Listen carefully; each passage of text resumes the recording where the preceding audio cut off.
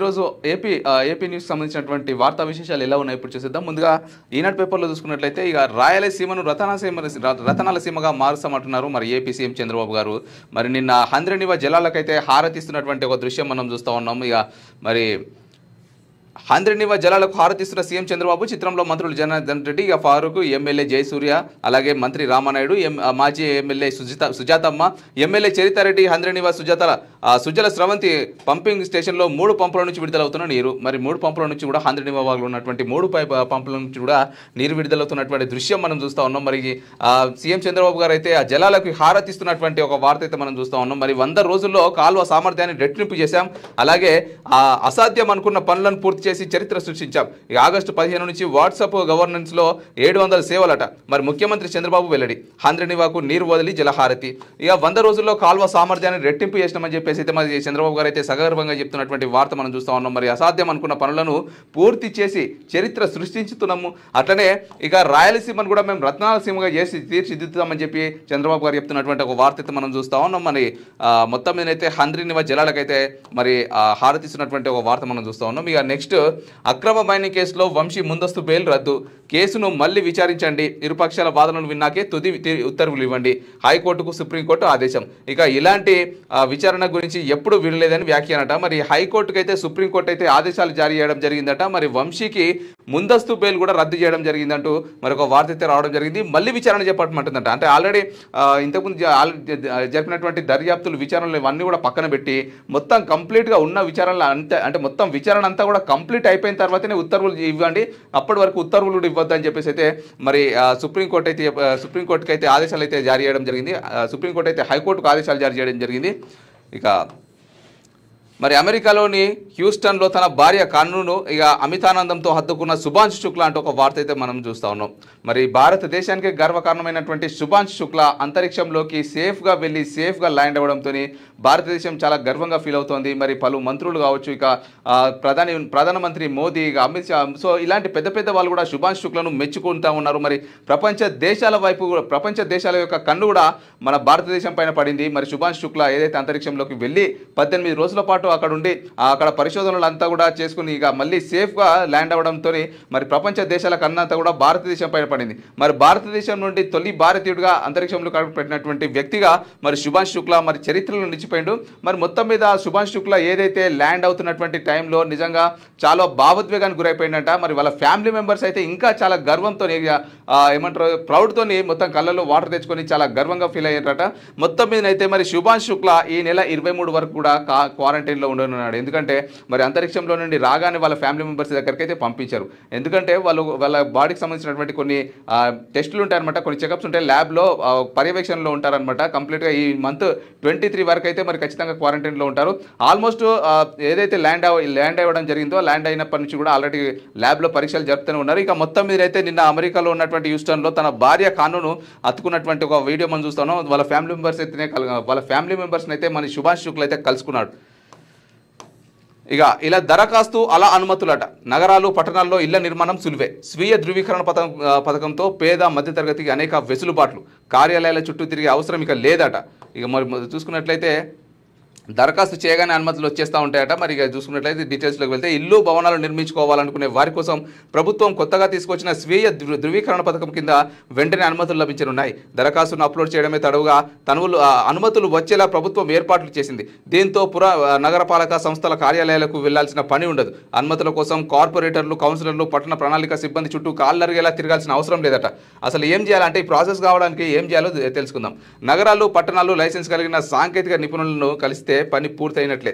ఇక ఇల్లు భవనం నిర్మించాలనుకుంటున్న ఖాళీ స్థలం ఫోటో, దస్తావేజులు, వాటి లింక్ డాక్యుమెంట్లు, ఈసీ ఖాళీ స్థలానికి చేస్తున్న పన్ను రసీదు, ఇలా ఎల్టీపీ అడిగిన వివరాలు, దస్త్రాలు అందించాలి. వాటిపై సంతకాలు చేసి ఫీజులు చెల్లిస్తే చాలట.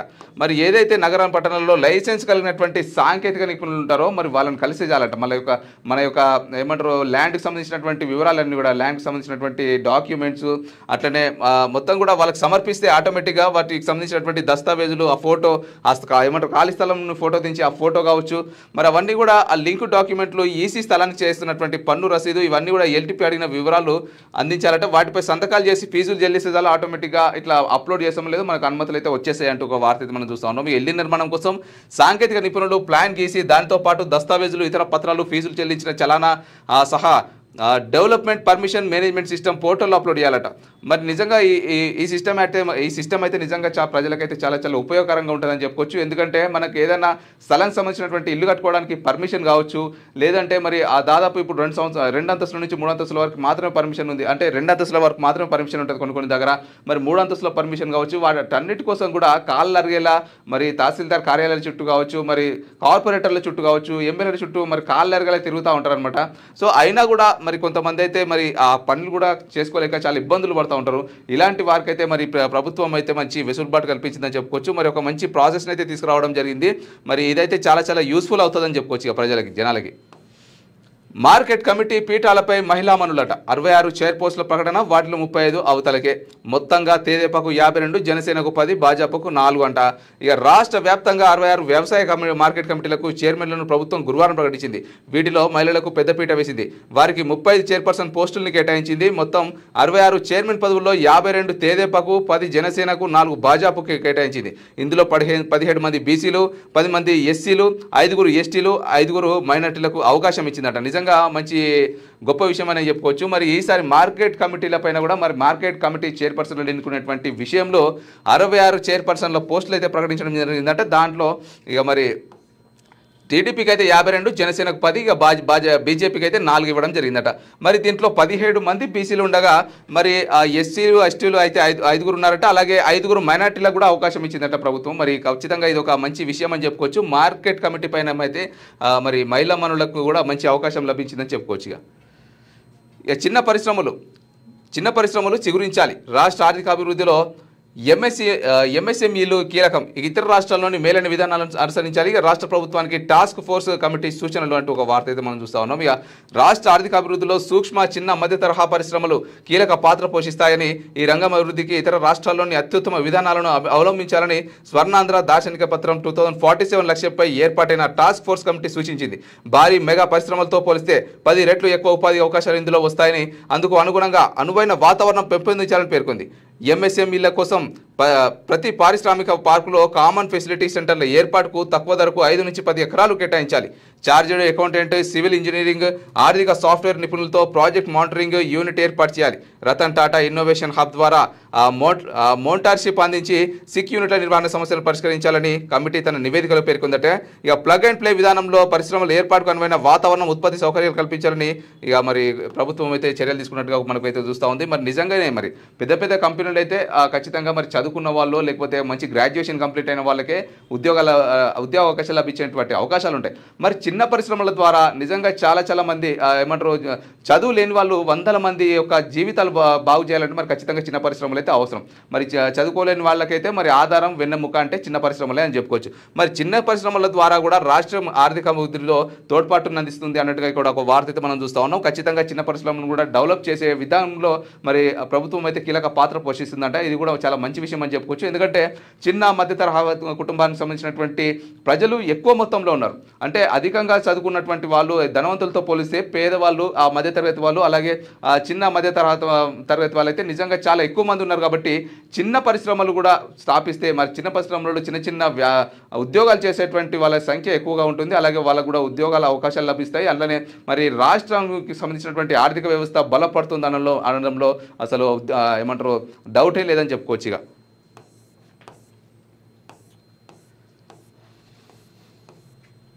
ఇక నెక్స్ట్ సాక్షి పేపర్లోకి వెళ్ళినట్లయితే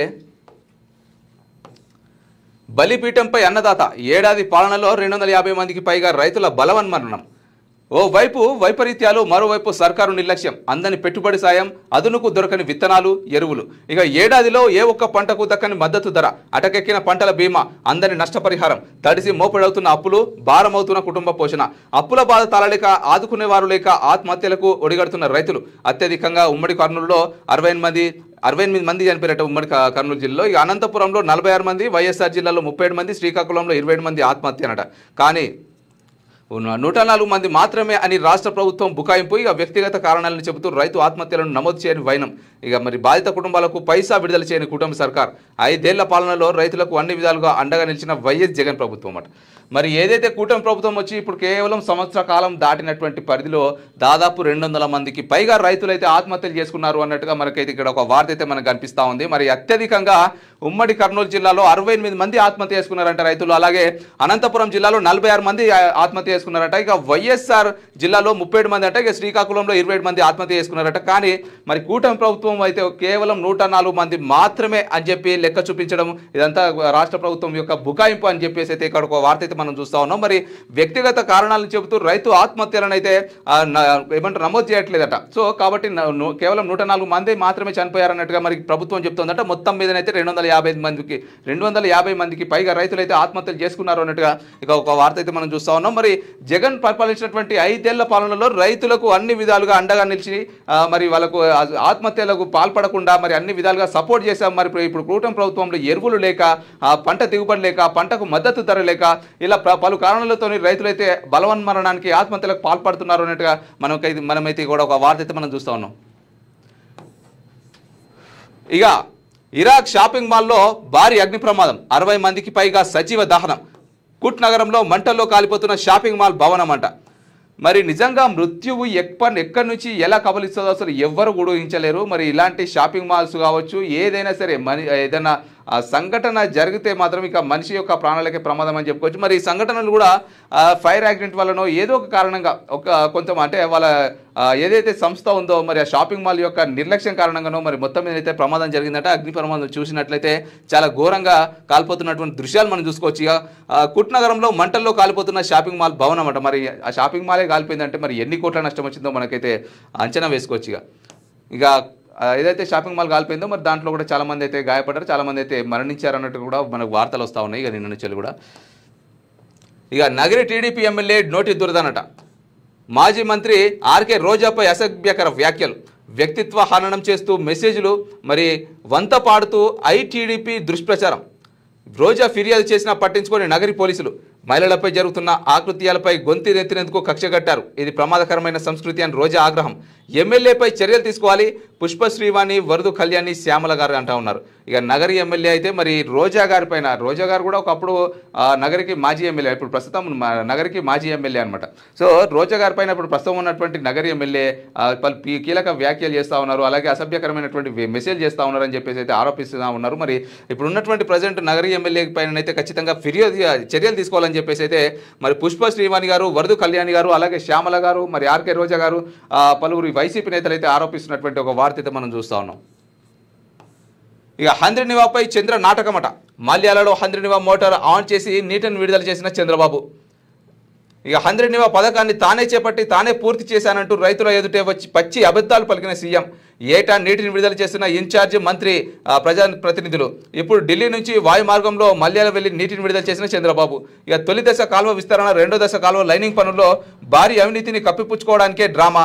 1996 లోక్సభ ఎన్నికల గండం గట్టెక్కేందుకు రైతులను మభ్యపెడుతున్నారు అన్నట్టుగా మరి ఒక వార్త అయితే మనం చూస్తా ఉన్నాం. ఏదైతే హంద్రినివాలో మరి 3 పంప్ హౌజుల నుండి కూడా వాటర్ వస్తున్నటువంటి దృశ్యం మనం ఇందాకనే మనం ఈనాడు పేపర్లో చూసినాం. మరి సాక్షి పేపర్లో ఏమంటున్నారు అంటే హంద్రినివా మోటార్ ఆన్ చేసి నీటిని విడుదల చేసినట్టు చంద్రబాబు గారు.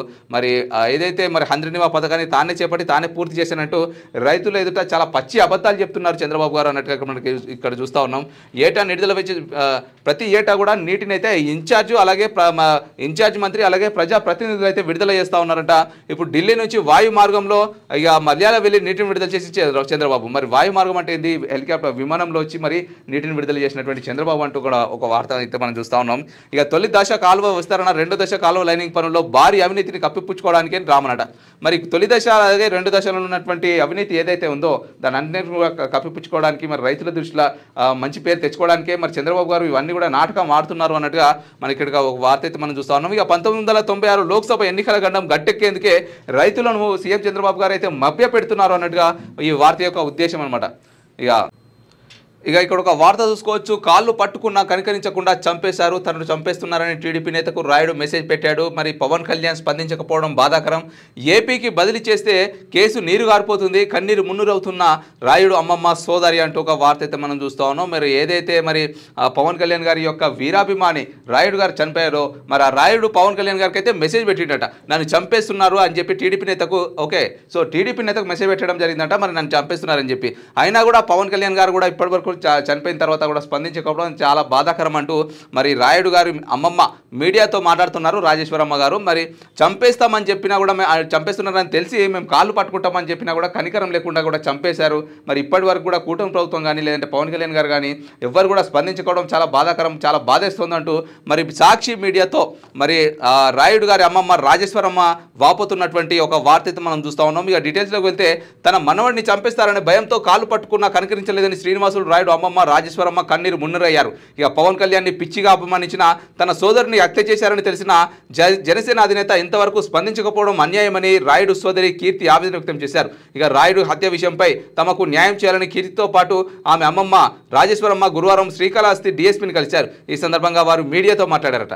మొత్తం మీదనైతే మరి రాయుడు గారు చనిపోయారు కాబట్టి మరి రాయుడు గారి అమ్మమ్మ అలాగే మరి కీర్తి సోదరు ఎవరైతే రాయుడు సోదరి ఉందో మరి కీర్తి వీళ్ళిద్దరు కూడా ఆవేదన వ్యక్తం చేస్తూ ఉన్నారు. అలాగే డీజీపీని అయితే కలవడం జరిగిందట. మొత్తం మీదనైతే మాకు న్యాయం కలగాలి, మరి ఎంత న్యాయం కలిగినా కానీ పైన పానం అయితే తిరిగి రాదు కాబట్టి ఇక మరి ఖచ్చితంగా ఇప్పటికైనా కూడా ప్రభుత్వం ఎవరైతే మరి రాయుడు గారి కుటుంబం ఉందో మరి వాళ్ళని ఆదుకొని మరి దీనిపైన కూడా దీని వెనకాల ఎవరు ఉన్నారో, హత్య చేసింది ఎవరు అని చెప్పి అనే కోణంలో దర్యాప్తు చేసి మరి కఠిన చర్యలు అయితే తీసుకోవాలి. ఎందుకంటే ఇక మరి ఒక ప్రాణం పోయింది కాబట్టి ఆ ప్రాణానికి సంబంధించినటువంటి చనిపోయినటువంటి వాళ్ళ కుటుంబానికి అండగా నిలవాలి. ఇక నెక్స్ట్ పొగాకు రైతులు మరి పండించినటువంటి పొగాకును ఒక రైతు అతను పండించినటువంటి పొగాకును అతనే ట్రాక్టర్తో తొక్కిస్తున్నటువంటి ఒక దృశ్యం మనం చూస్తా ఉన్నాం ఫోటోలో. ఇక బుధవారం మీడియా సమక్షంలో తాను పండించిన పొగాకు దిగుబడిని ట్రాక్టర్తో తొక్కిస్తున్న రైతు సుబ్బారెడ్డి. ఇక ఇన్సెట్లో ఫోటో చూసుకోవచ్చు మనం. టీడీపీ ఎమ్మెల్యే సాంబశివరావుతో ఫోన్లో మాట్లాడుతున్న రైతు సుబ్బారెడ్డి అట. భయపెట్టి బెదిరించి మా ప్రభుత్వంపైనే విమర్శలు చేస్తావా అంటూ పొగాకు రైతుపై పచ్చ బ్యాచ్ కర్నెర్రా. పర్చూరు టీడీపీ ఎమ్మెల్యే ఏలూరి సాంబశివరావు అతని అనుచరుల బరువు తెగింపు. పాడిన పొగాకునే ట్రాక్టర్తో తెక్కించినట్టు చెప్పాలని ఒత్తిడి. రైతుతో బలవంతంగా సాక్షి వ్రతుల దహనం. మరి సాక్షి టీవీ9 విలేకరులపైన పోలీసులకు ఫిర్యాదు. ఎప్పుడేం జరుగుతుందోనని రైతు బిక్కుబిక్కుమంటా ఉన్నాడట. మరి ఏదైతే పొగాకు తొక్కిస్తున్నాడు ట్రాక్టర్తోని మరి టీడీపీ అనుచరులట.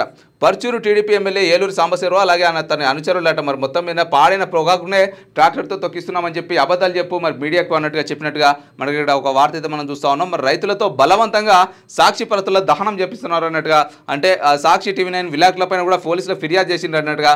మరి ఎప్పుడేం జరుగుతుందో తెలియక రైతులు చాలా బిక్కుబిక్కుమంటూ కాలం గడుపుతున్నారు అన్నట్టుగా ఒక వార్త అయితే మనం చూస్తా ఉన్నాం. మొత్తం మీదనైతే రైతులకు మరి వాళ్ళకు మద్దతు ధర దొరుకుతుందో లేదు అనే ఒక క్లారిటీ కూడా మనకైతే లేదు. కాకపోతే మరి రైతులైతే కొంత అంటే కొన్ని రాజకీయ పార్టీలు అయితే వాళ్ళ స్వలాభాల కోసం కూడా మరి రైతులను వాడుకుంటున్నారు అన్నట్టుగా మనకైతే అర్థమైపోతా ఉంది. ఎందుకంటే రైతులు ఏమి తెలియని ఒక చదువుకోలేని ఒక అమాయకులు అనమాట. మరి వాళ్ళకు పొలము అలాగే వాళ్ళ యొక్క పంట దిగుబడి ఇవన్నిటి తప్ప అసలు మిగతా విషయాల గురించి అసలు వాళ్ళకు తెలియదు. ఇక రాజకీయ పార్టీల గురించి రాజకీయాల గురించి కూడా అసలు అంత అనుభవం ఉండదు. కాబట్టి మరి రైతులను కూడా భయపెట్టడం ఎంతవరకు కరెక్ట్ అనేది మనం కూడా ఆలోచించాలి. మరి రైతులైతే మరి ఆ పార్టీకి సపోర్ట్ చేసి ఏమవుతుందో, ఈ పార్టీకి సపోర్ట్ చేసి ఏమవుతుందో, లేదంటే ఈ పార్టీ చెప్పినటువంటి వింటే ఎలా అసలు ఏం జరుగుతుందో, ఆ పార్టీ చెప్పినటువంటి ఏం జరుగుతుంది అనే కన్ఫ్యూజన్లో రైతులు కూడా చాలామంది అయితే ఉన్నారని చెప్పుకోవచ్చు. మరి మొత్తం మీదనైతే ఈ రైతు తాను పండించినటువంటి పొగాకునైతే తన ట్రాక్టర్ కిందనే తన ట్రాక్టర్తోనే తొక్కిస్తున్నటువంటి ఒక దృశ్యం అయితే మనం చూస్తా ఉన్నాం. మరి మొత్తం మీద పంటకు మద్దతు ధర దొరకకపోవడం వల్లనే ఈ రైతులైతే మరి ఆ పొగాకునైతే తొక్కించుకుంటున్నారు, అంటే వాళ్ళ ట్రాక్టర్తో వాళ్ళే తొక్కించుకుంటున్నారు అన్నట్టుగా మనకి ఇక్కడ సాక్షి పేపర్లో అయితే మరి ఒక కథనం అయితే చూస్తా ఉన్నాం. ఇక గడువు ముగిసిన బదిలీలు మామూలే. వ్యవసాయ శాఖలో కొనసాగుతున్న బదిలీలు అట. ఇక డిప్యూటీ సీఎం సిఫార్సుతో కాకినాడ డిఏఓకు రీపోస్టింగ్. మరో 3 మంత్రులు ఎమ్మెల్యే సిఫార్సులతో పోస్టింగ్. 24 మంది ఏడీలకు కోరుకున్న చోట నియామకాలు. ఇక వ్యవసాయ శాఖలో ఏదైతే మరి ట్రాన్స్ఫరింగ్స్ అయితే జరుగుతూ ఉన్నాయి, మరి అక్కడ రీపోస్టింగ్ అట. మరి AP deputy CM Pawan Kalyan గారి యొక్క సిఫార్సుతో కాకినాడలో డిఏఓకు అయితే రీపోస్టింగ్ ఇవ్వడం జరిగిందంటూ ఒక వార్త మనం చూస్తా ఉన్నాం. మరో 3 మంత్రులు ఎమ్మెల్యే సిఫార్సుతో కూడా 24 మంది ఏడీలకు కోరుకున్న చోట్లనే నియామకాలు అయితే జరిగినాయట. మరి అక్కడ ఉన్నటువంటి ఒక వార్త మనం చూస్తూ ఉన్నాం. ఇక నగదు పైరవీలతో అడ్డగోలుగా నియామకాలట. మరి పైసలు తీసుకొని మరి అడ్డగోలుగా నియామకాలు చేపడుతున్నారు అన్నట్టుగా మనమైతే ఇక్కడ చూస్తూ ఉన్నాం ఒక వార్త. ఇక నెక్స్ట్ అంగట్లో అంగన్వాడీ పోస్ట్ అట. దళిత మహిళకు అన్యాయం చేసి అనకాపల్లి జిల్లా తిమ్మరాజుపేట అంగన్వాడీ పోస్టు యలమంచిలి జనసేన ఎమ్మెల్యే సుందరపు విజయ్ కుమార్ సోదరుడు సతీష్ కుమార్ 4 లక్షలకు అమ్ముకున్నారనే ఆరోపణలు గుప్పమన్నాయి. దీనిపై విచారణ నిర్వహించి తమకు న్యాయం చేయాలని డిమాండ్ చేస్తూ దళిత మహిళ నిరాహార దీక్షకు దిగిందట. అంగన్వాడీ పోస్టును కూడా మరి చాలా ఘోరంగా 4 లక్షల రూపాయలకు అమ్ముకుంటున్నారంటే ఎంత స్థితికి దిగజారిపోయినామో మనం కూడా అర్థం చేసుకోవచ్చు. మరి అంగన్వాడీలో పనిచేసుకున్నటువంటి మహిళలు ఎవరైతే ఉన్నారో వాళ్ళకు ఎలాంటి దిక్కు లేక మరి ఎలాంటి ఆర్థికపరమైనటువంటి ఏమంటారు ఆస్తిపాస్తులు లేక ఇలాంటి అంగన్వాడీ చిన్న చిన్న పోస్టులను కూడా చేసుకొని కాలం గడుపుతూ ఉంటారు, జీవనం కొనసాగిస్తూ ఉంటారు. మరి అలాంటి పోస్టులను కూడా మరి 4 లక్షలకు 3 లక్షలకు కొనుగోలు చేసి వేరే వాళ్ళకి ఇవ్వడం ఎంతవరకు కరెక్ట్ అనేది మనం కూడా ఆలోచించాలి. మరి 4 లక్షలకు అమ్ముకున్నారనే ఆరోపణలు వస్తున్నాయంటే దీనిపైన విచారణ నిర్వహించి న్యాయం చేయాలని చెప్పేసి దళిత మహిళ నిరాహార దీక్ష చేస్తూ ఉందంట. మరి కేవలం వాళ్ళు బతికేదే ఇలాంటి చిన్న చిన్న ఉద్యోగాలపైన, మరి ఇల్లు కూడా గడిచేది అలాంటి ఉద్యోగం పైన వచ్చేటువంటి తక్కువ వేతనాలతోనే. వాళ్ళ వేతనాలు కూడా వేల సంఖ్యలో ఉండదు, 1000, 20,000, 30,000 అట్లా ఉండదు అనమాట, చాలా తక్కువగా ఉంటుంది. మరి కాబట్టి ఇలాంటి మహిళలకు కూడా ఇలాంటి చిన్న తరహా ఉద్యోగస్తులకు కూడా మరి న్యాయం చేయాలి, ఖచ్చితంగా దీనిపైన విచారణ చేపట్టాలి.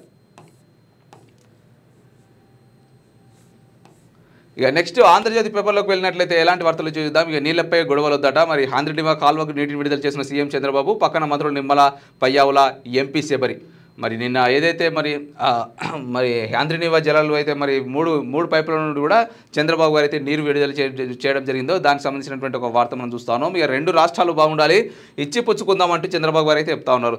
ఆల్రెడీ ఇంతకుముందు కూడా చెప్తా ఉన్నారు. మరి చంద్రబాబు గారు నాకు 2 రాష్ట్రాల ప్రజలు నాకు ఇంపార్టెంటే, అంటే మా ఆంధ్ర రాష్ట్రం ఒక్కటే డెవలప్ కావాలని లేదు, ఇంకా తెలంగాణలో ఉన్నటువంటి ప్రజలు కూడా బాగుండాలి, తెలంగాణలో ఉన్నటువంటి సీఎం కూడా నాకు ఫ్రెండే, అంటే అందరం కూడా కలిసికట్టుగా స్నేహపూర్వకంగానే ఉందామని చెప్తున్నటువంటి వార్తలు మనం ప్రతిరోజు చూస్తూనే ఉన్నాం.